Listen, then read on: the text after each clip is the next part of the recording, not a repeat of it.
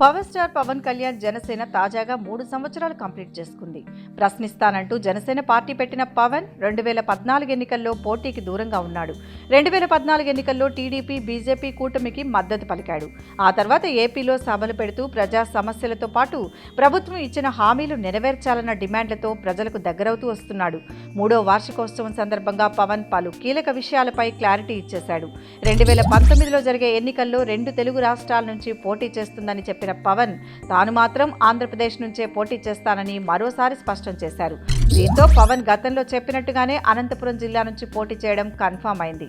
పవన్ అనంతపురం జిల్లా నుంచి పోటీ చేస్తే ఏ నియోజకవర్గం నుంచి ఎమ్మెల్యే బరిలో ఉంటారన్న ప్రశ్నలు మరోసారి రైజ్ అయ్యాయి. జిల్లాలో 14 నియోజకవర్గాలుంటే అందులో 2 రిజర్వ్ నియోజకవర్గాలు మినహాయిస్తే 12 జనరల్ నియోజకవర్గాలున్నాయి. కులం, వర్గం సమీకరణాలు తీసుకుంటే Pavan first priority Anantapuram urban నియోజకవర్గం నుంచి పోటీ చేస్తారని వార్తలొస్తున్నాయి. ఇక రెండో ఆప్షన్గా అదే జిల్లాలోని గుంతకల్ పేరు వినపడుతోంది. మరి ఫైనల్గా పవన్ ఏ నియోజకవర్గాన్ని ఎంచుకుంటాడో చూడాలి.